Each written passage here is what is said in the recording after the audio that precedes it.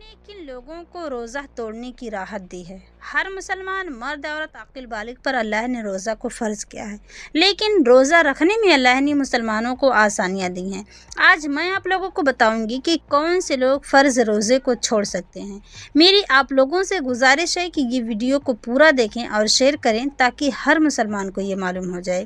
بیمار شخص: اگر کوئی شخص اتنا بیمار ہے کہ روزہ رکھنے سے اس کی طبیعت اور خراب ہو سکتی ہے اور ایک ماہر شخص یعنی مسلم ڈاکٹر اس سے کہے کہ روزہ رکھنے سے اس کی طبیعت یعنی اس کی جان کو خطرہ ہے، تو ایسے شخص کو روزہ چھوڑنے کی اجازت ہے، اور جب ٹھیک ہو جائے تو بعد میں قضا روزہ رکھنا ضروری ہے۔ اس صورت میں فدیہ دینا کافی نہیں ہوگا۔ دوسری صورت میں اگر ڈاکٹر صاف کہہ دے کہ یہ بیماری اب ٹھیک نہیں ہوگی، لا علاج بیماری ہے، تو ایسے شخص پر ہر روزے کے بدلے فدیہ دینا واجب ہو جاتا ہے، انہیں فدیہ دینا ہی پڑے گا۔ اب فدیہ کیا ہے؟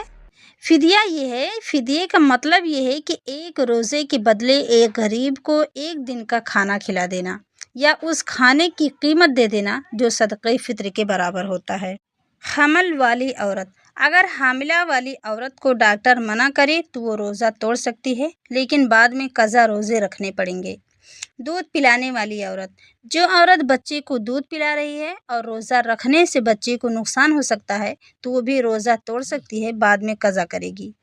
حیض اور نفاس والی عورت: حیض یا ڈلیوری کے بعد کے دنوں میں روزہ رکھنا جائز ہی نہیں ہے، اگر رکھا بھی تو روزہ ہوگا بھی نہیں بلکہ گناہ ہوگا، بعد میں اس کی قضا رکھے۔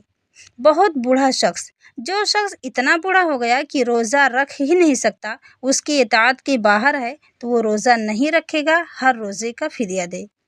پاگل یا دیوانہ شخص: جو شخص ہوش میں ہی نہیں ہے تو اس کا روزہ بھی نہیں ہے اور بعد میں قضا بھی نہیں ہے، لیکن اگر اس کا پاگل پن ٹھیک ہو گیا تو بعد میں اس کا قضا روزہ رکھنا جاری کر سکتا ہے۔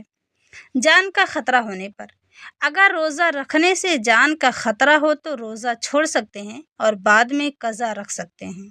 مسافر انسان: اگر آپ سفر میں ہو تو روزہ چھوڑ سکتے ہو اور بعد میں قضا رکھ سکتے ہو۔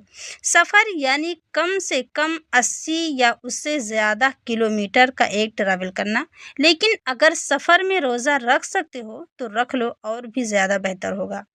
روزہ اللہ کا دیا ہوا فرض ہے اور فرض میں چوائس نہیں ہوتی۔ ان 8 لوگوں کے علاوہ کسی کو اجازت نہیں ہے کہ وہ روزہ چھوڑے۔